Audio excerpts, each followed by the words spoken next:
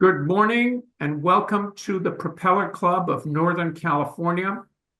I'm Stas Margaronis, and our guest today is Ken Moriyasu, who is the diplomatic and Washington correspondent for Nikkei Asia. He's kindly agreed to give us a briefing on the situation between the United States and Japan and give us some insights from the Asian standpoint about the impact of our tariffs and trade policies. And Ken, we're very grateful to you for joining us.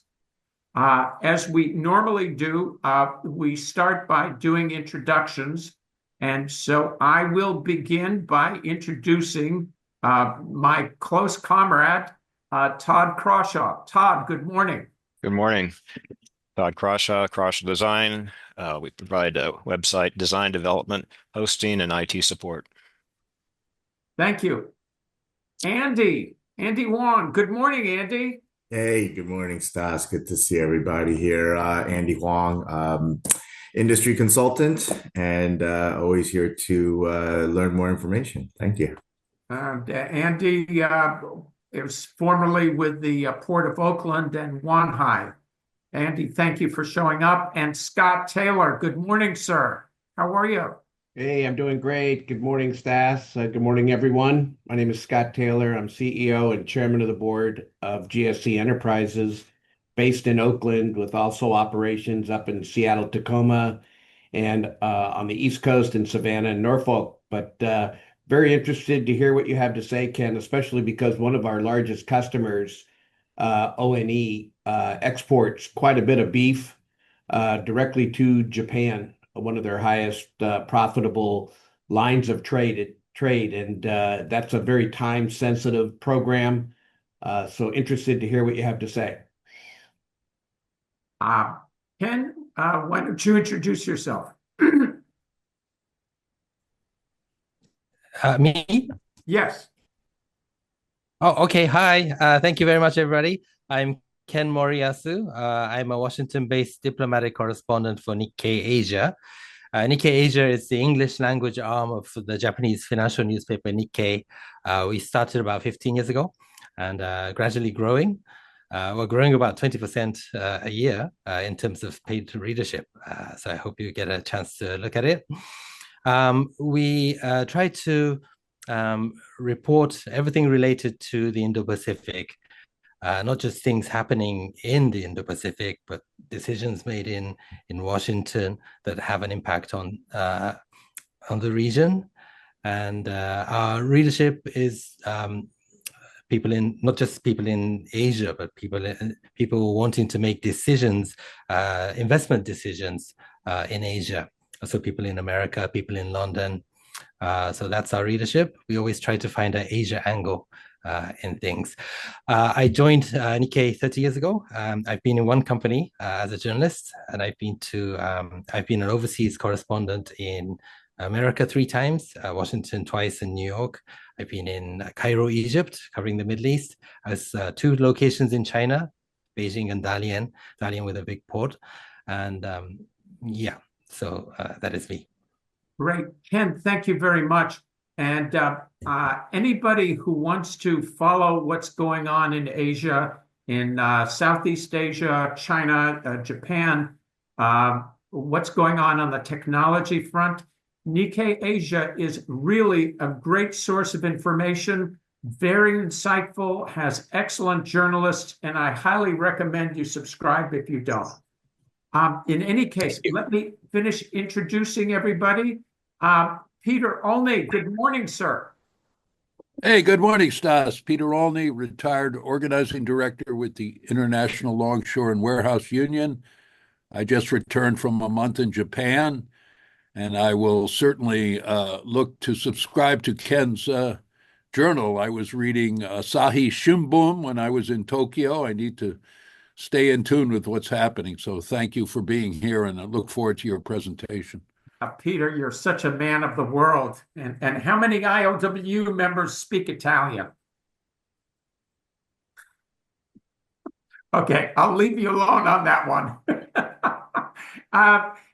Mike Chapman. Good morning, Mike. Good morning. Good morning.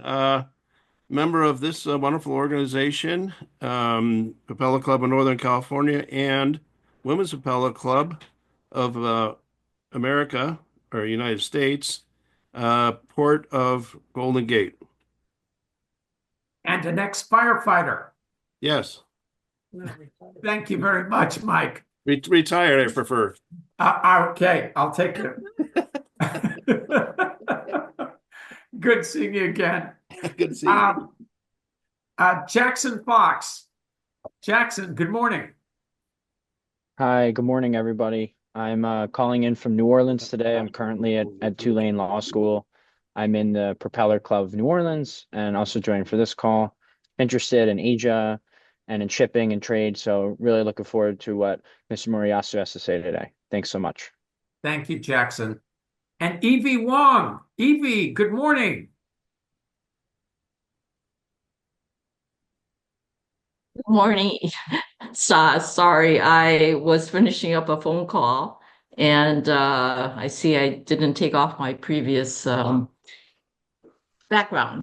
That's all right. Evie Huang with Island Brokerage. I'm also a proud member of the Propeller Club. Anxious to hear what the news are on Japanese negotiations, and we have a lot of things going on right now. Stas, thank you for having this webinar. Thank you. And Evie is the past president of the Customs Brokers and Freight Forwarders Association of Northern California and is one of our principals on customs and import-export issues. Evie, thank you very much. you. Sue Sullivan. Sue, good morning. Good morning. I hope you can hear me. We can. Thank you. Okay, great. I am with the Pasha Group. I manage the Over High and Wide Project Cargo, and I am also a proud member of the Propeller Club and its board. Looking forward very much to hearing this presentation today. I think, as everyone, everything's in flux, and it's good to hear get some solid information to see what's going on. So thank you very much, Stas, for putting this together. Thank you, Sue. Thank you very much. Kevin Policarpo. Kevin, good morning.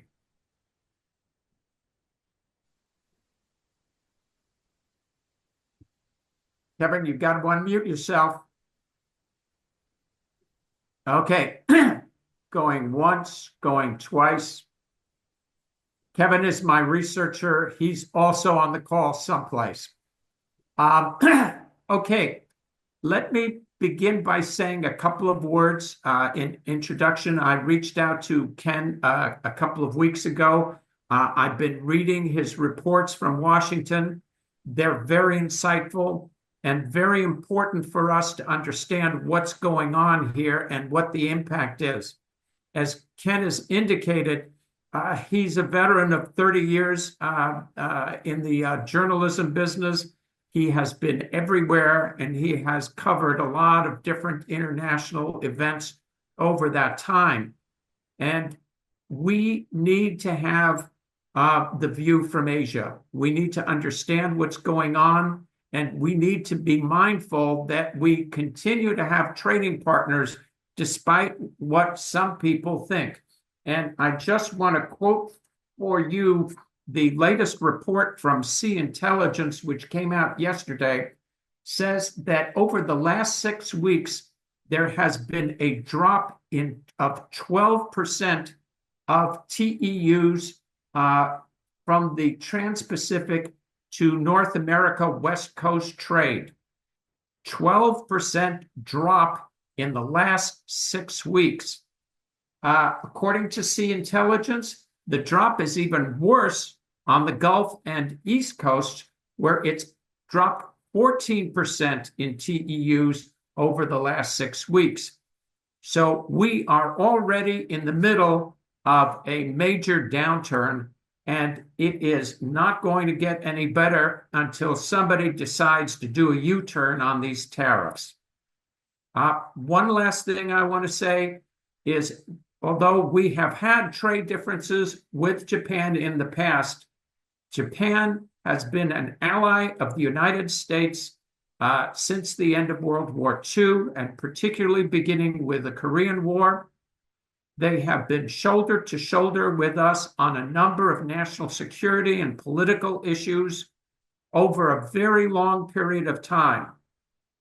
And if we are going to have any credibility in the future, we have to remember our commitments and our word when we work with other people and expect from them what we should expect from ourselves.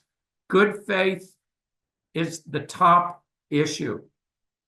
And on that note, Ken, I want to introduce you and thank you very much for being with us. As I said, we started talking a couple of weeks ago. Ken was very willing to come on, and he will give you some very insightful comments on what we're looking at. And thank you very much for being with us, Ken. Right. Thank you so much for having me, Stas. And thank you for reading Nikkei Asia. So I want to start from the USTR ruling on charging ships exorbitant fees, $1 million fees upon arriving.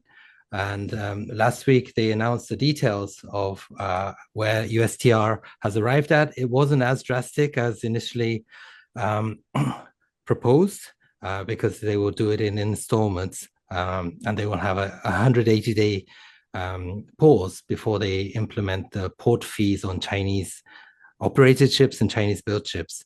But when this first came out earlier this year, I thought it was ridiculous and there was no way that America can charge these kind of fees on incoming ships.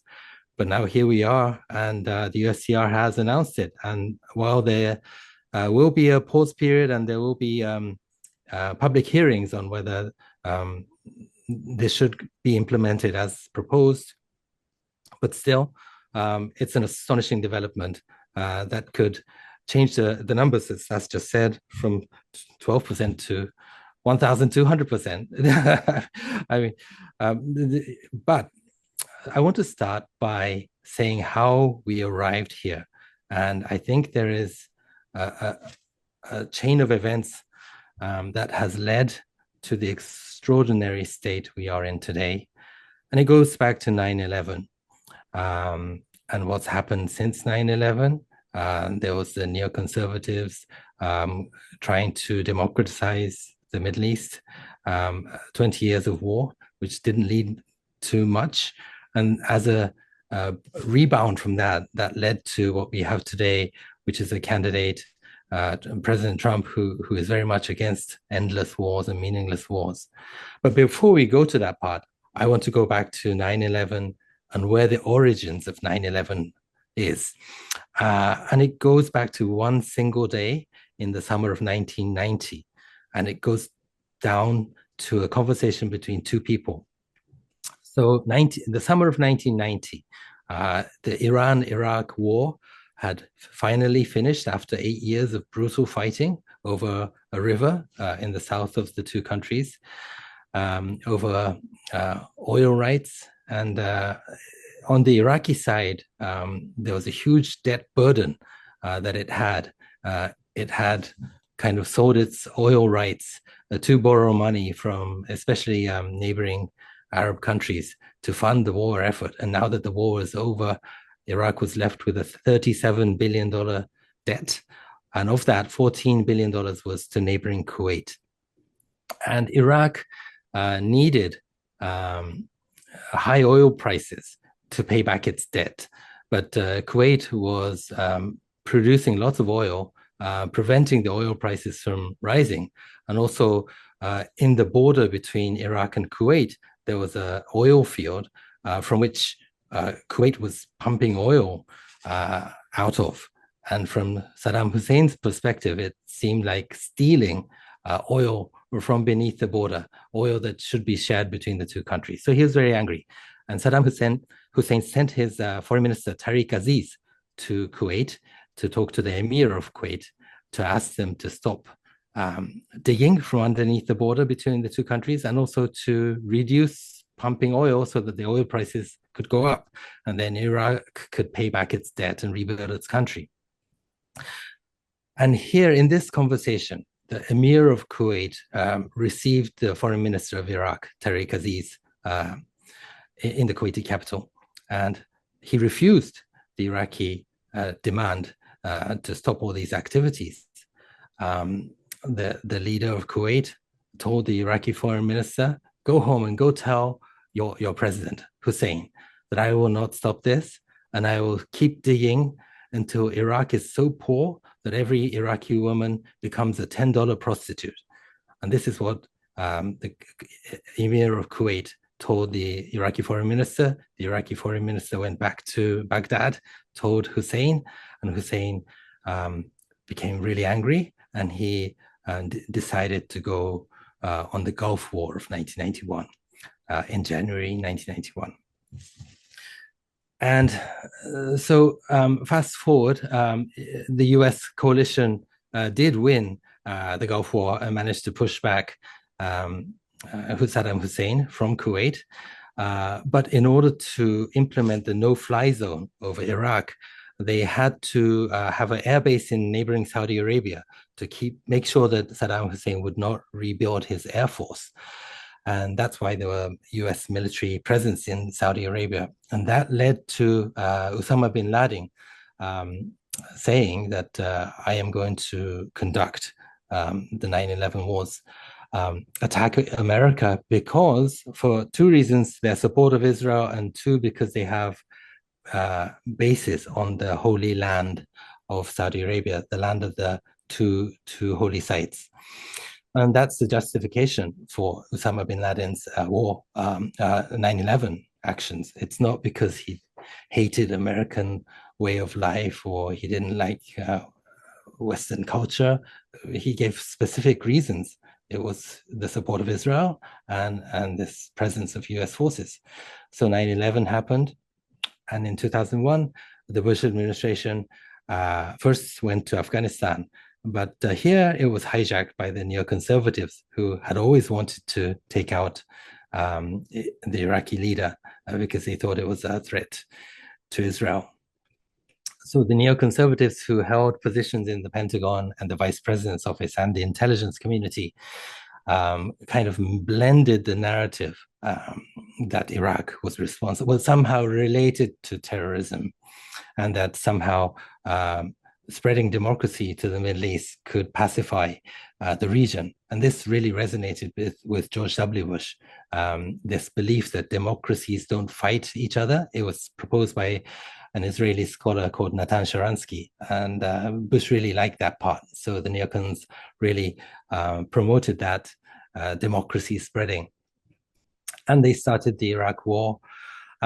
It didn't go well for two decades, more than 2 decades. The US was bogged down in Iraq and Afghanistan, and it led to trillions of dollars being, draining the American coffers, and led to thousands of American lives and thousands of Iraqi lives. And that led to 2016 and the rise of Donald Trump. And if you listen to the presidential debate of 2016 in South Carolina, Trump was on the stage with other candidates like Jeb Bush and Ted Cruz and Marco Rubio. And most candidates were talking about the need to continue the surge, hit Iraq, and continue to spread democracy. And Trump was the only candidate that clearly said the efforts were wrong, it's going nowhere, and America needed a course change. And I think in this debate, he said two really interesting things, which are connected to what he's doing today. He said, one, we need to rebuild the nation. We cannot continue down this path. Two, he said, we cannot fight two wars at the same time. So we have to prioritize. And those two things are the pillar of the Trump administration in 2024. 2 years later, in 2018, the Trump administration wrote the 2018 National Defense Strategy, which is the most important document for the Pentagon, because it lays out what kind of military strategy it envisions, And then if the strategy is set, then the defense budget is set. So the biggest characteristic of the 2018 National Defense Strategy was they changed from a two-war construct to something called a one-war construct or a 1.5 war construct. Meaning until then, the Pentagon strategy was to prepare to fight two simultaneous wars. These were two regional wars, one war in the Middle East, and if something happened in North Korea, America would be able to fight two wars. In 2018, led by Elbridge Colby, the National Defense Strategy just changed that based on what Trump said in that 2016 presidential debate. The new National Defense Strategy said, we are going to fight one major country war, probably with China, but could be with Russia, but it has to be one war. And once that war has been taken care of, then the American military can go on to its next war, but they would not fight two wars. And their argument is like, if you want a two-war construct, you need $2 trillion of defense budget. The defense budget has to be double of what we have. And if you want to fight a three-war construct, it has to be triple.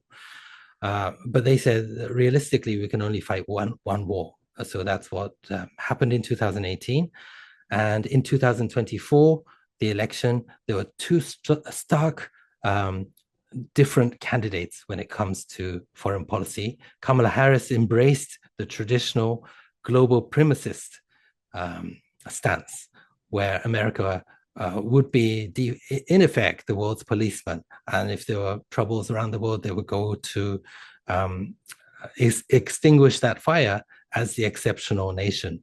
And she not only carried on Biden's mantra, but kind of accelerated it, saying that we have to be responsible. We have to take a very focused on Ukraine, enabling, making sure that Ukraine won and Putin wasn't allowed to do as he wanted, and helping Israel in the Middle East, so fighting back Hamas, and also preparing for Taiwan and China.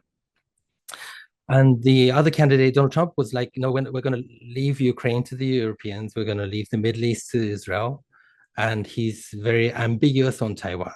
He hasn't said, like Biden, that America will defend Taiwan with military arms, but he hasn't said America would abandon it either. So the focus right now is on China, but he's being very ambiguous. So that's where we are today. The current administration, in the Republican Party, there are three factions of people. They're the primacists, they're the prioritizers, and then there's the restrainers.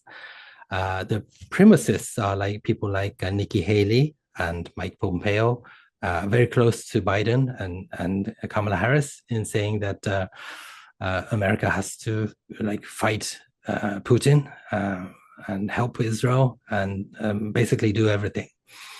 The prioritizers, most represented by Elbridge Colby, who is the Under Secretary of Policy at the Pentagon, the number 3 position. He used to be the head of the prioritizer faction, which said that we cannot do all three, so we have to prioritize, put everything into the China strategy, and we sympathize with the Ukrainians, but basically we leave it to the Europeans, and Israel we give permission to do what it needs to do. The restrainers, led by J.D. Vance, Tucker Carlson, and Don Jr., the president's son, I think is the most dominant faction of this Trump administration, that says, America has to focus on rebuilding itself, America first. And they've been very ambiguous about whether to defend Taiwan. Their first choice of strategy is diplomacy with China, diplomacy with Iran, diplomacy with Russia, and use of force will be the last final option, final resort. So that is the basic structure. Just one more point on what Trump said in the 2016 debate. He said we can't fight two wars. He also said we need to rebuild the nation. And I think the tariff policy and the USTR ship fees blend into this part, rebuilding the nation. And although the tariff policy seems to be a lot of confusion and chaos, if you look carefully, there are 3 categories of tariffs, and each has a different role. And for countries like Japan and South Korea, the strategy to deal with it is to understand what these 3 are aimed for and not to confuse them and to mix up the response. So first of all, there are the things called the Section 232 national security tariffs. And this was implemented earlier in March. The 25% tariffs on steel, aluminum, and automobiles. Those 3 have been announced, but the administration has hinted that they will be extended to pharmaceuticals and semiconductors. And the aim of this 25% tariff is that they will bring these critical industries back to America, because through COVID, they realize the vulnerabilities of depending too much on China for their supply chain. So they want these industries to be back in America, and this is non-negotiable. So Japan, if you look at Japan, 30% of its exports to America are automobiles and automobile parts. So the natural inclination for the Japanese trade delegation is like, please reduce these auto tariffs, but it's a wrong strategy because it's not going to happen. The White House's explanation is that factories in America, the utilization rate, the automobile factories, the utilization rate is 60%. So if you just bring that up to 100%, there's enough,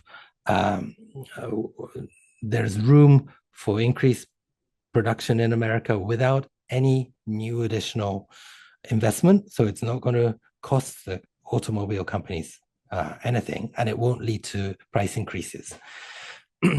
It's problematic for companies like Mazda, who don't really produce in America. They produce in Mexico and bring it tariff-free from USMCA.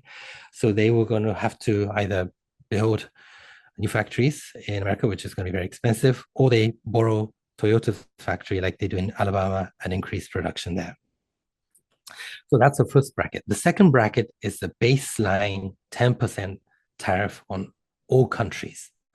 And this is, I think, basically a de facto consumption tax on the American consumer. That when there is a tariff, as you all know, the foreign country does not pay the tariff. The American importer pays the tariff, and whether they absorb it themselves or pass it on to the consumer is the option. And it's most likely that it will be passed on to the consumer. The Trump administration is fine with that. It will be a stable new source of revenue for the government. It's the only way a Republican president can implement tax increases. Trump is explaining this as China paying billions and billions of dollars. And as long as his base is happy with that, that's great. That's great for rebuilding America's coffers. And then there's the third bracket, which is reciprocal tariffs, which has gone up to 145% for China, 24% for Japan, 25% for South Korea. It is currently under a 90-day pause. It's gone down to 10%. Note that it hasn't gone down to 0 because the 10% is the consumption tax on the American people. Remember, Trump will never go below 10% because he needs this to rebuild, pay back the deficit. He wants to leave office with a healthier federal budget than he inherited it, so this 10% will not go away. I think the 145% on China is a negotiating tactic, but I think they do want to encourage decoupling from China. As for the countries like allies like Japan and South Korea, it will be a tool for trying to get concessions. And in the case of Japan, it will be tied to security. Japan pays about $2 billion a year for host nation support, the money to host the U.S.'s bases in Japan. There are 55,000 American troops in Japan, the largest overseas presence of any country. Japan pays the most host nation support among all the allies. It pays about 50% of the cost, and America pays the rest. So, but there will be negotiation to raise that. So that's where we are. The problem with the 90-day pause for Japan is that it ends on July 9th, which is about 10 days before the upper house election.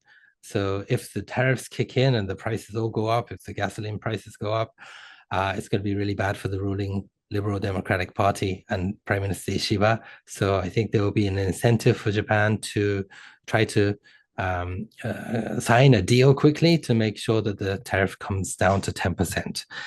It will still be a huge impact. And then, we can talk about what happens to the US-Japan alliance, but we can do that in the question and answer session. So my opening statement will be like that. Okay, Ken, a lot to think about here. Let me start with the concern that some people have that, and you've expressed this, that the 10% is being used for deficit reduction. It's unlikely to bring the deficit substantially down, especially if we're starting to lose a lot of trade from a lot of other tariffs. And our trade on the east from Asia is going down. Our trade from Europe is going down. There's a multiplier effect of that. Let's talk about what happens at the ports. As Scott can tell you, if the imports and exports start to go down, his truck drivers are not going to be having as much work as they would have in the past. So that's going to cause a slowdown for them. In terms of the ILWU, the longshoremen will unload less containers, so there'll be less work for them. Then the warehouses will have less work coming in and coming out, so that will be less work for them. We have been seeing the very dramatic impact on exports, on U.S. exports. And the World Trade Organization is predicting somewhere around a 12% reduction in U.S. exports for 2025. What that means is that our farmers, who have traditionally been coming out of the Port of Oakland and other ports, they're also going to be hurt. And those farmers are historically in mostly states that elect Donald Trump. In California, they're in the San Joaquin Valley. They are a key element of our export trade and of our economy. But elsewhere, we're talking about losing soybeans. We're talking about almonds being produced in Australia, where we were generating almond exports from California. So there begins, what I'm driving at here, Ken, is there's a multiplier effect. Once you go on to this tariff wagon and you start to disengage the whole supply chain and dislocate it, and then create problems that nobody knows what the future is going to hold. So at that point, whatever savings you may or may not have from the tariff, if you end up getting into a major recession and you get a 5 or 10% bump in inflation, your ability to generate revenue is not going to be very good.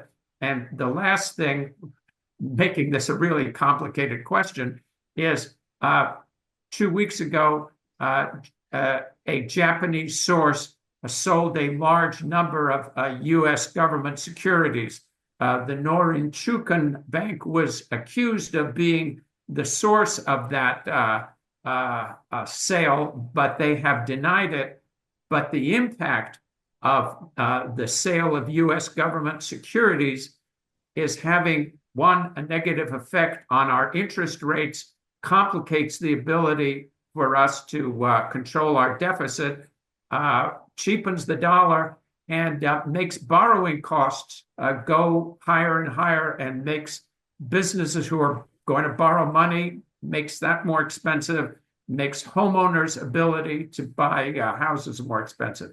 So, okay, I've given you about 12 or 16 questions here. Give me a few responses on those.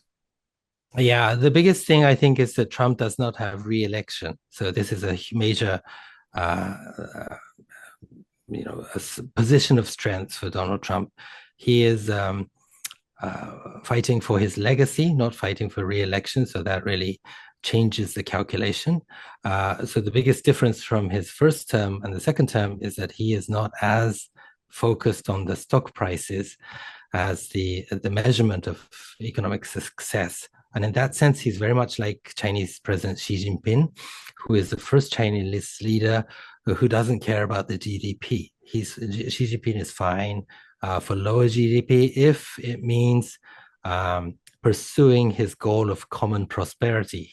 Xi Jinping thinks that under the leadership of Deng Xiaoping, Jiang Zemin, and Hu Jintao, the three leaders, China did get rich, but there was so much inequality, there's so much corruption, so much bribery, that the regular, hardworking, smart university graduates cannot get a decent job and buy a house and have a family in China because there's so much corruption. So he said, rather than having this market-driven race for wealth, there should be more common prosperity. So we should spread the wealth. That's what Xi Jinping is doing. Trump kind of reminds me of something like that. He is not worried about the stock market. He thinks it's much more important for his legacy and for the country that there is a more sustainable economic structure, and he believes that the tariffs will do it.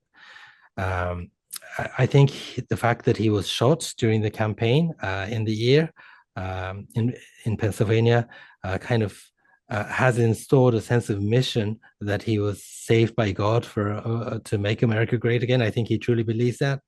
So that's part of it. But the bond market, you're right. If the bond market crashes, that really has implications on America's economy. So while he does not care too much about the stock prices because it goes up and down, he is worried about the bond market, apparently. When the Japanese trade delegation came 2 weeks ago, or was it last week? Minister Akazawa was on the plane here, on his way to meet Treasury Secretary Bessent and Commerce Secretary Lutnick and USTR Greer. But in the plane, while they were on the plane, Trump wrote on Truth Social that I will personally be attending these trade talks. So in the plane, the Japanese delegation was like, oh my goodness, what is going to happen? So they had to reshuffle the schedule, and they had a 50-minute meeting with Trump in the Oval Office. But going into the meeting, I heard from Japanese diplomats that they were very confident that Trump will not treat the Japanese like he treated Zelensky in that very infamous Oval Office meeting because of the bond market. The Japanese diplomats were confident that if he did start treating allies like he did Zelensky, it would be total chaos and the bond market would really collapse. So they knew that he would be very cordial and very kind and generous and nice, and that's exactly what he was. So one last point. Do you want to go stop here? A question. When was that meeting, Ken? It was last week, or wait a minute. So today was I think that was the 15 or 16. I think it was 16th Wednesday. Yeah. Okay. Just a question. Yeah, it was 16. Yeah, April 16. Yeah. Okay, go ahead. Thank you. Yeah. Just one last part. The big picture here. I don't think Trump is the one-man show in this administration. I think that Vice President J.D. Vance has an influence that people have not noticed because, like I said, J.D. Vance is very aligned with Tucker Carlson and Don Jr. Tucker Carlson has a huge following. He is the voice of the MAGA movement, and Trump cannot ignore the MAGA movement. And this tariff policy, this peace policy, is very much in line with the MAGA movement so far. I mean, if Tucker Carlson starts criticizing the tariff policy, I know that Trump will change. But so far, everything is in line with what I've been talking about. A rejection of primacy, a rejection of the neoconservatives. They believe that it now is the time to rebuild America and to not be overstretched abroad. They talk about something called the Lippmann gap, which was talked by a journalist, Walter Lippmann, in the 1940s, 50s. He said, America has this national power of America, and then there's the national commitments to allies and overseas allies.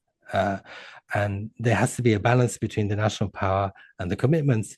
If you have an abundant surplus of national power, then you can keep your commitments, and that's a very healthy state. But if your commitments go above your national power, that becomes very dangerous. So right now, the Trump people think that there's been too much commitments to Ukraine, too much to Israel, too much to Taiwan, to Japan, to South Korea. So now they're reducing the commitments and try to rebuild their national power. And I think that's what's going. And I think the tariffs and the ship fees are all part of this grand picture. And I think that there is a coherence. There is a tendency, especially among Japanese media, to latch on to Trump's every tweet and to say, oh my goodness, he said this, he said that, is he all right? He's a dictator, he's a madman. But there is a coherence there, and that coherence is not Trump himself, but this whole MAGA movement led by J.D. Vance and Tucker Carlson. Right. Okay, two quick questions, and then I'm opening it up. Taiwan, the growing threat to Taiwan is pretty evident. There's been increasing conflict in Southeast Asia with Vietnam and the Philippines. China is pushing very hard. As you said, the United States has been equivocal on the issue of Taiwan. Is the United States about to concede the Pacific to China? Well, what's interesting is that China, if you look at China's action, it is not really trying to take advantage of this situation to prepare for war with to take Taiwan, right? I think if you listen to Chinese scholars, they say that now is a wait and see approach because nobody really knows what Trump is doing. Trump seems to be scoring own goals and tripping by himself. So right now, I think the focus is to let America weaken itself. It doesn't have any illusions of reaching out to Europe, for instance, and try to befriend Europe and form a coalition against Trump, because China, very being the realists that they are, if, for instance, in 2028, J.D. Vance doesn't become the president and a Democratic candidate becomes the president, the Chinese know that the Europeans would gladly go back to America, so they have no illusions there. But at the same time, if they take this opportunity to project that they have interest in invading Taiwan, that will unite the Western allies around Trump, because it's a comparison of which is more bad, and a Chinese invasion of Taiwan would be more bad than anything Trump is doing. So I think it's a wait and see approach. As for the US policy, there is debate in Washington among the restrainers about where the strategic line of defense should be. In Biden's time, the strategic line of defense was clearly Taiwan, because Biden on 5 occasions said that America will defend Taiwan. I think the restrainers are debating whether the line should be Japan and Philippines, or Hawaii or California. That good. discussion has not They been. will defend California and Hawaii, huh? They That will would be defend great. California. That would be All great. the factions, all restrainers are united in California. Not so Oh, much good. about Hawaii, not so much about Japan. But of course, South Korea will be left out. And I think that is increasingly the message coming out. Pete Hegseth, the defense secretary, went to the Philippines and Japan on his maiden trip to the Indo-Pacific last month. He did not go to South Korea. The South Koreans would like to believe that this is because there's a leadership vacuum and that there's nobody for Hegseth to meet. I don't think that is the reason. I think the reason is because in the Philippines and in Japan, Hegseth said, doubled down on the alliance and said that the alliance is ironclad and that both the Philippines and Japan are crucial in America's strategy to maintaining a free and open Indo-Pacific. If he had gone to South Korea, he would have had to say the same things. And I think he wasn't prepared to say the same things because they do not trust South Korea. They don't trust the next South Korean administration of being fully in line with America like Yoon Suk-yeol was. And I think this administration believes that if there is a crisis in Taiwan, there will be bases. The bases in the Philippines and Okinawa and Yokosuka will be crucial to the operations, but the South Korean bases will not. I think the thinking of this current team is that we want, in the time of Taiwan crisis, we want the South Korean military on its own to fend off North Korea while Japan, US, and the Philippines fight China over Taiwan. And even the US Army based on the Korean Peninsula, the assumption is that they will come down south to help out in the Taiwan crisis. So Korea will be left to the South Korean military alone. The South Koreans hate this because they think they are the treaty ally, Taiwan is not. Why is the American military abandoning South Korea to help a non-treaty ally such as Taiwan? So that's a very legitimate thing for them to say. But judging from everything that Elbridge Colby has said, everything that the administration has said, I think that's the picture. Okay, we have other people here, and I want to open this up for questions. We're hearing a lot of very interesting stuff here. Evie, do you want to start? Well, knew I was going to ask you. I mean, I don't know why you're looking around there. Thanks, Stas. You probably saw some of my facial expressions whenever Taiwan is seen. I said she wants to ask a question, and I can't stop her. No. Actually, with the excellent presentation, I think I'm learning that there is some kind of a strategy behind Trump's actions, and very insightful, Ken. I really appreciate that there is some legacy that Trump actually wants to have. Unfortunately, some of it includes just tariffs as a means to revenue. A lot of talk about external revenue service. And I am sorry to hear that apparently the 10% likely is not negotiable, right? I guess you'll have to read the tea leaves for us, whether you think at the 90-day pause that it will go to what was proposed at the 24% for Japan, and I know half a dozen other of the reciprocal tariff numbers in my head because I am a customs broker. Everyone is just fretting about everything. Very interesting also about probably no use to try to reduce on the auto and parts tariff, which is the additional tranche of Annex 2 of the reciprocal tariffs will likely be the additional steel and aluminum tariffs of 232. So that's known. Very interesting, and Stas is making me do this. I am a product of Taiwan. Most people on Taiwan, I am not Taiwanese, don't have a right to say that. My parents are from the mainland.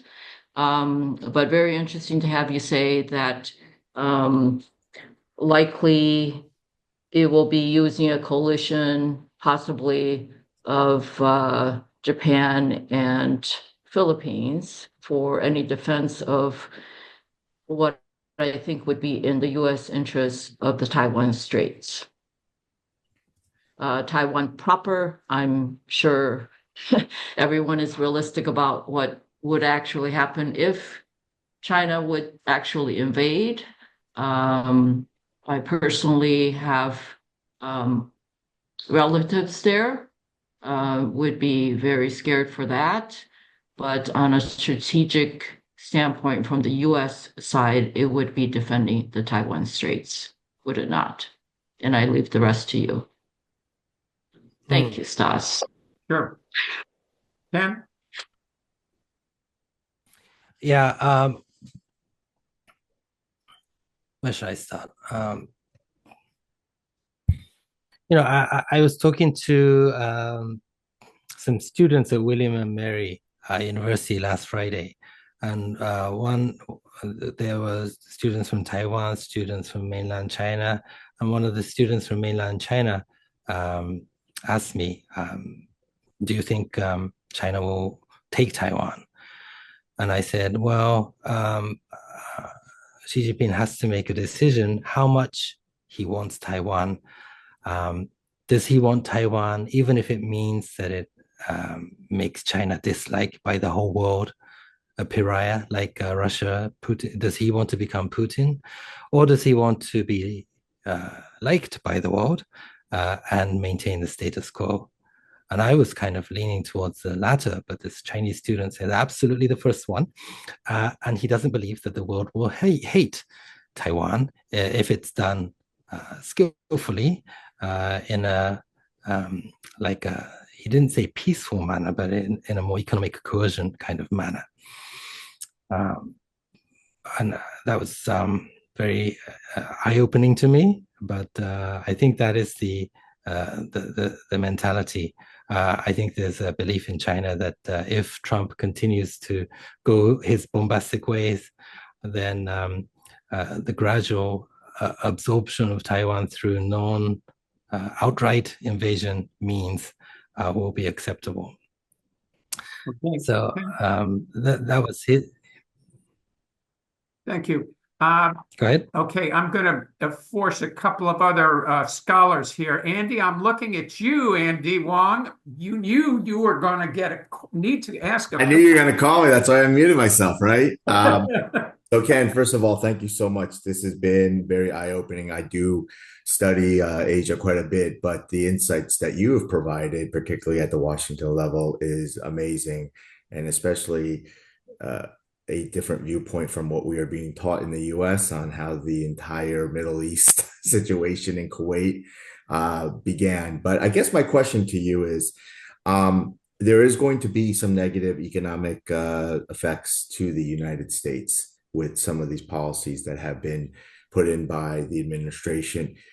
At what point do you think that they will back off when there is enough damage done to, let's call it Main Street versus Wall Street? Because he may not care about Wall Street, but he definitely has to care about Main Street. And, all reports are economy slowing down, jobs are being lost, even from a federal level, with all the layoffs and firings, even from the federal government, we're seeing people having to pull back. So do you have any idea, not down to a number, but at what point does he say, okay, well, we may need to back off some of these things just for the sake of the economy? Thank you. Yeah. So as a journalist, I try to put myself in the shoes of the politicians and try to understand where they're coming from. and I totally understand where the Trump team is coming from. But like you say, there will be a point when reality hits them in the face, and that's when they will have to change course. So if I could give an example, Mike Waltz, the National Security Advisor, spoke in December on a TV program what the China strategy will be. And Mike Waltz said, first, we want to solve the Middle East crisis. And we believe that Iran is the root cause of all the problems in the Middle East because it supports Hamas, it supports the Houthis, it supports Hezbollah through money. And where does Iran have so much money? It's through their oil sales. And where does Iran sell its oil? Mike Waltz said 90% of its oil sales goes to China. And if you look at 2023, I think the figure, the amount that Iran sold to China in terms of oil was $70 billion, $70 billion. So Mike Waltz was saying our first move with China is to sit down and ask them to not buy Iranian oil. And there are plenty of alternatives for China. They can buy from Saudi Arabia, they can buy from us. But we want to sit down with China, and it's not much of an ask, is basically what he was saying. And that through that, Iran will be weakened, Hamas and Hezbollah and the Houthis won't have the money to continue its operations, and the US and China will have a steady working relationship, which would, in his mind, would offer a ladder for China to climb down. It would save face, and America would achieve these things without having to go to war. And if you listen to Donald Trump's inauguration speech inside the Congress, it's really interesting because he talks about Ukraine, the horrible deaths in Ukraine, and then he suddenly moves on to the topic of the events that are coming up in his tenure. He talks about the 250-year anniversary of the establishment of the United States in 2026. And then there's the Soccer World Cup in 2026. And then there's the Los Angeles Olympics in 2028. And he says, I'm really looking forward to hosting these three events. And why did he transition from Ukraine to the 250th anniversary? It's because I think he wants to settle the Ukraine war and the Middle East war early this year, so that from next year he can focus on these three events. This is my speculation, but if he manages to invite Xi Jinping, invite Putin, invite Kim Jong-un to the Olympics in 2028, that all but guarantees that he gets the Nobel Peace Prize. So I think he wants to prioritize settling the Ukraine war and the Middle East war first, and not to move on to a war with China, but he wants to bring in China as a partner to make these two wars calm down so that he can focus on the three events. And he doesn't want war with China. I think that was his game plan. But what is happening is that China is not agreeing to stop buying Iranian oil. Why would it, right? Because the whole reason why this axis of evil, axis of upheaval between China, Russia, North Korea, and Iran is because the Americans are trying to decouple from China. That it's nothing from Washington is proposing a coexistence with China. Everything is about weakening China and strengthening America. So even if China does agree to weakening Iran, that really doesn't guarantee China's prosperity or its security. Nothing is in writing, right? And let me come in here a second. Let me ask you something, because we started off at the beginning. We were talking about Trump saying, you were reporting that Trump is saying that the stage has been set for a deal on China. And you said, well, actually, Trump is saying that, but China is not saying that. Could you explain to us the dynamic that, in fact, the Trump administration seems to be almost begging China for a deal, and China is not being forthcoming. Absolutely right. So today in the White House press briefing, Caroline Leavitt was asked about what the negotiation with China is, and the administration until now had been saying the ball is in China's court. Now we are waiting for China to give us a call to request a meeting and offer concessions, and then we can talk about bringing down this 145% tariff. And Trump has always repeatedly said China really wants a deal. But that is really probably not the reality. If I talk to Chinese diplomats in town, they said, there's no way China is going to make that first call because there's nothing in it. Like I said, China is in a wait and see position. So today in the press conference, Caroline Leavitt said the president and the administration are setting the stage for a deal with China. So we feel everyone involved wants to see a trade deal happen, and the ball is moving in the right direction.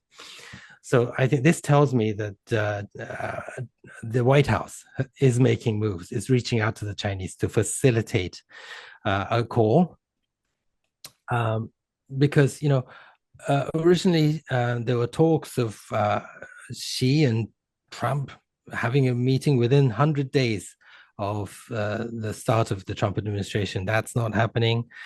There were talks of Xi coming to Washington, Xi coming to Mar-a-Lago, Trump going to Beijing. What I've heard from the Chinese is that they definitely don't want to go to Mar-a-Lago because it looks so unofficial. If they're coming, they want to come to the White House, and they want everything to be put in writing and guaranteed success before they come. But then the Zelensky White House meeting happened, and the Chinese are terrified that Trump will treat their leader in the same way. So that is really not happening. I think the earliest date they will meet is in November in South Korea for the APEC meeting. This is because the G20 this year is in South Africa, and Trump has signaled very clearly that he's not happy with what's going on domestically in South Africa, and how he's tweeted, "How can I go to South Africa in this state?" So that means the first occasion where Xi Jinping and Trump will be together will be in South Korea in, I think, November, the first week of November, right? Ken, you referenced something earlier that I want to come back to, which is the China hawks in the Trump administration have now been weakened by the sacking of a number of National Security Council staff a couple of weeks ago. And one of them was David Feith, Senior Director for Technology. He was a symbolic target, the economists say. As a Pentagon official, his father was very involved in the invasion of Iraq. The younger Feith was also among the White House's most experienced China specialists, working in the State Department through Trump's first team in helping to create the Indo-Pacific strategy, which advocated upgrading U.S.-American allies. As a think tanker after that, he argued for tougher China policies. It is said in the press reports that this sacking of these China hawks is a product of the support for the Carlson Vance, what did you call them, restrainer group? Restrainers, right? Yeah. So I also heard David Feith, his surname says it all. His father, Douglas Feith, was the Undersecretary of Policy at the Pentagon, the number 3 official. He is a real, true, hardcore neoconservative. So that there is a connection there. I'll come back to that. But I also heard that David Feith, the reason when Laura Loomer, the MAGA advocate, went into the Oval Office, the reason she gave for David Feith to be fired is his association with Matt Pottinger. Matt Pottinger was the senior director for Asia in Trump's first National Security Council. But he is a persona non grata because he left after January 6th. And he testified on the committee about January 6th. So he's considered a persona non grata. But if we tie this down to the China hawk argument, both Elbridge Colby and Matt Pottinger have been seen as China hawks. But what's really interesting is if you go on Twitter and read the Chinese people who write on Twitter, they like Elbridge Colby and they hate Matt Pottinger, although both of them are China hawks, because Elbridge Colby's position, which I think resonates with Trump, is to focus on strengthening America so that it won't lose to China. Matt Pottinger is about weakening China, ultimately aiming for regime change and removing communism from the Chinese leadership. That's Matt Pottinger. That is very dangerous for the CCP and for the Chinese people. And David Feith's association, they're good friends with Matt Pottinger.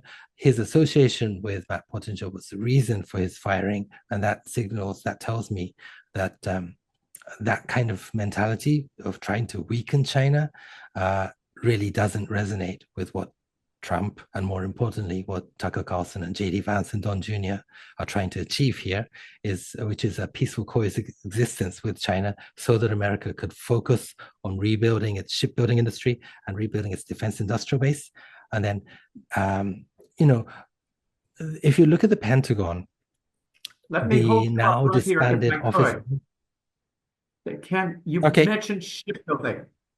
And shipbuilding has been a clear pattern of the Trump administration. And you and I talked a little bit about this, and there's been talk about shipbuilding, but people question whether we can build ships if we don't have help from South Korea and Japan, and that we need to get collaboration from both of those countries if we're going to bring in the technology, because we don't build ship engines. And we have an issue of steel plate.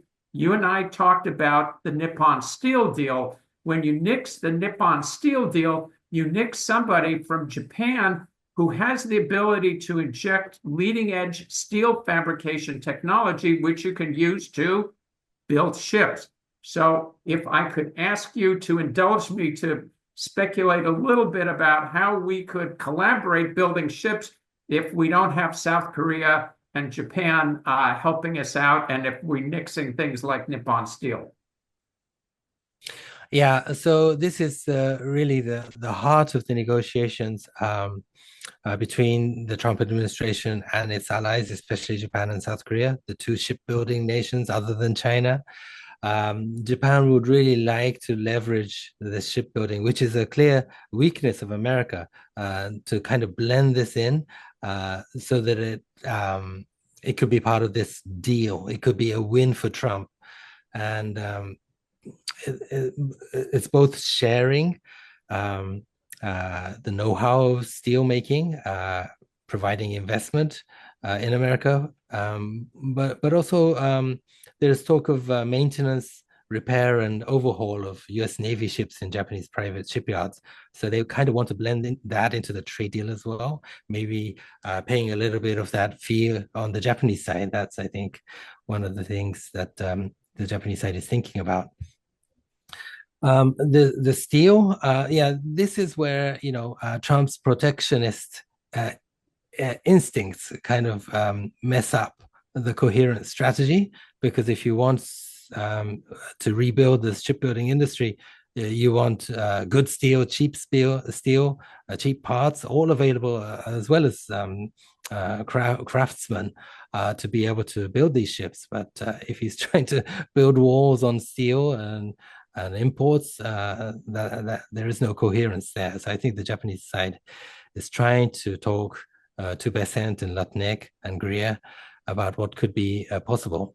And the two things I think that Japan could really concede, or concede is not the right word, could mix into the trade deal. One is the LNG purchases from Alaska and helping build the pipeline, the $44 billion pipeline in Alaska, and also shipbuilding. I think those are the two keys. Okay. We've gone a little bit over, but are there other questions? Matthew LaFiandra, I know that your mind is working here. Do you have, or I'll say, Peter or Matthew, one of you come up with a question here. Which one of you wants to ask the question? All right, let's go with Peter first. Yeah, thank you for your presentation. I had an occasion to meet with Zenroren, the second largest Japanese labor federation, when I was in Tokyo. And one of the things they commented on, which jives with my assessment of the Trump dictatorship, is that it's very patrimonial and based on whim and a lot of incoherence. So, for instance, while I was there, we saw a situation where Toyota was gaga over Trump when he was campaigning because he was talking about no electrical vehicles. And they, of course, have staked their enterprise on hybrids. So they gave him $1 million for his inauguration. And at the same time, he went gaga over Hyundai citing an electrical vehicle plant in the United States. So I don't give a lot of coherence and strategic savvy to this administration. I give a lot to his whim and his caprice and his dictatorial instincts. I'm interested in your response. Yeah, I think Trump himself has no coherence, but I think there's wise people around him, like Besant and J.D. Vance, are using his basic instincts to advance both foreign policy and the tariff policy into their direction, the desired paths. So that's why the incoherence happens. I think the three tariffs that I talked about, the 232 tariffs and the baseline tariffs and the reciprocal tariffs, I think Trump's instinct is a reciprocal tariff, whispered by Peter Navarro, that, you know, if you have really steep tariffs, other countries will have no alternative but to bend the knee. And I think that's what he thinks. But there's an economist called Oren Cass, who is J.D. Vance's economic advisor. Oren Cass, the founder of a think tank called American Compass. He, I think, is the mastermind behind the 10% baseline tariff. And he is late 30s, I think. He's a representative of a new cohort of Republicans who want a different path from the Trump tax cuts in the first term. The first term tax cuts really wasn't funded by anything. The promise was like, if there is tax cuts, there'll be more economic activity and then more tax revenue, and the tax cuts will pay for itself. This new cohort of young Republicans, the new right, doesn't believe in fantasy like that. They want tariff revenue. Tariff is actually a consumption tax. They want the consumption tax to fund the income tax. So I think a bunch of really smart people have used Trump's instincts to kind of implement policy. So I think the coherence is their strategy. Trump himself, I don't think has any coherence whatsoever. Gotcha. Matthew. Yeah, thank you, Ken. This has all been enormously enlightening. But I'm curious from your journalistic perspective, or the position you have as a seasoned journalist, your view on how the Japanese government is approaching their future, because their future. Every government now must deal with the short term, which can be measured in days or weeks and possibly a month. But then every government has to look at 2028, 2029, 2030 and beyond. And, the nature of looking at the United States as a stable political environment where long-term policy norms or geopolitics are honored and allies are valued. By the time we get to the end of this year, much less the end of 2028, we may see the world's view of the United States as a dependable party completely trashed, right? So if you're Japan, I mean, you mentioned steel and shipbuilding as a potential settlement or negotiating basis. You also mentioned LNG out of Alaska. I mean, Japan can go to Indonesia. They can go to Canada, where Shell is bringing on 20 million tons of LNG as we speak. They can secure the resources that they need from places that have honored the long trade and political allegiances that Japan has always offered. Um, you know, I'm rambling a bit, but do you see, while navigating the short term, the Japanese political establishment also planning for a future that is significantly less coupled with trade to the United States? Good question. Yeah, thank you. Great question. Yeah. So this morning I was at Georgetown University attending a seminar on China and the US relations. And Robert Kagan, the prominent neocon, was on one side. Charles Kupchan, the CFR scholar, was on the other side. They said on Japan, the future of Japan, they said two opposing paths. Robert Kagan said Trump cannot be trusted. Japan will end up with a nuclear bomb. And Charles Kupchan said, no, Japan will bandwagon with China. So the two Bs, is it a bomb or is it a bandwagoning? And my answer is neither of those. I think Japan, the answer will be Japan will look at the US and look at China and see where the people are, which government has the support of the people. And I think Japan will tilt towards that country. And right now, although Trump is bombastic, he does have the support of the people, I think, in terms of this. The two things he mentioned in the 2016 debate, rebuilding the nation and not fighting multiple wars. I think that's where the American people are. That's why he won all 7 swing states. In the swing states, the death ratio from the war is higher than the other states. So there is this very strong allergy towards these endless wars. What the Trump administration is doing, I think, is not bad for Japan. Of course, during the Biden administration, the words were nicer. They said nice things about Japan. But Japan doesn't look at the words, it looks at the deeds. And, in the Biden administration, clearly it was overstretched. It was helping Ukraine, it was helping Israel. And it's a zero-sum game.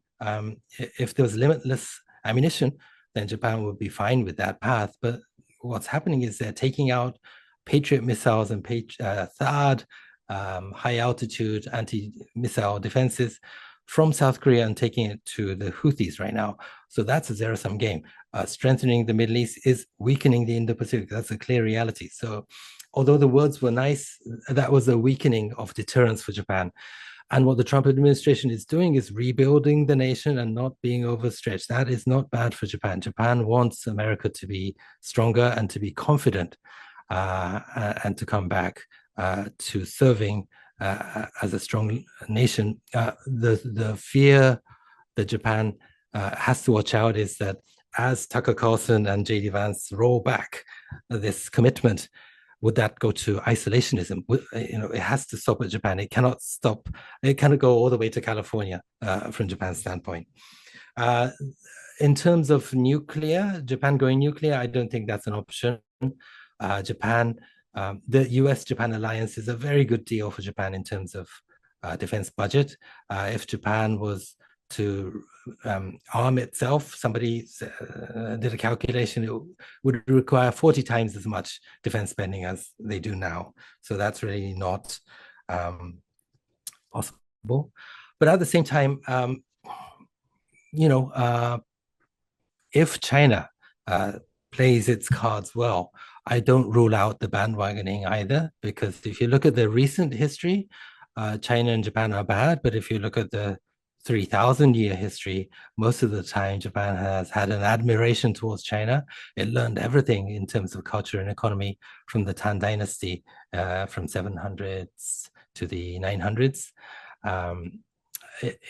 so there is a history of cooperation there. So yeah, if China plays its cards well, I think Japan would be more open to cooperation.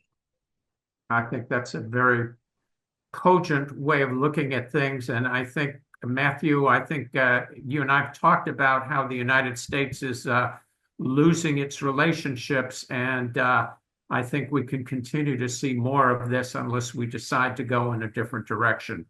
And right now, while I think Ken is being polite to us, I think the reality is that weakness is weakness and strength is strength. And when you're here, there, and someplace else tomorrow, and you're inconsistent, and you don't have the ability to pay your bills, and you rely on other people to run your pay for your deficits, and you're worrying about the bond market, and got a recession, didn't need to have, those are all not good signs for the future. Ken, I want to thank you very much for this very incisive analysis. We're usually a little bit more on the business side, and this was a good way of looking at things from the diplomatic and also from the Japanese side, and having a coherent analysis of what I think some of us are not feeling so coherent about right now. But thank you very much for all of this. I want to say that, again, Nikkei Asia is a really good resource, and you should read them. And Ken is frequently reporting, and we're very grateful to him for that. I also want to mention that on Wednesday, May 21st, we have our Maritime Day Propeller Club event, and hopefully you will all be there. We're going to have representations from Pasha, ILWU, bar pilots. Robert Wilkins is going to be speaking from the Seafarers Church of the Golden Gate. Nick Marone from the Seafarers, and my good friend Tori Presti from National Shipping. With that, I want to thank all of you for your time. I know this is a very, very difficult time for all of us. And the Port of Oakland is especially very vulnerable to what is going on here, as many of you know who are working in the harbor. And I wish you all the best and wisdom to handle all of this. I know, Evie, you had an excellent presentation with CB Fang last week with Peter Friedman, who echoed the concern that a lot of the tariffs are being used to help finance the new tax cut bill. So with that, Andy. We featured Andy Huang, yes, because he gave us the ship view and all insightful things which we need to understand what's going on. So thank you for joining, Stas, also. Thank you. Thank you, guys. So with that, I want to thank you all very much. We'll have a recording of this, and Ken is just put on. You can follow him at Ken Moriyasu on X and see his reports there. So with that, I want to thank you all. Be well, and we will see some of you on May 21st. And thank you all very much for all of your good work. Thanks, Stas. Thank you. Thank you, Stas, for putting this together. And Ken, you really taught me a lot of background and nuance on Thank you. looking at from the Asia point of view, which is we sometimes forget. Yes, we do. Thank you so much. Yes. Thank Thank you. you.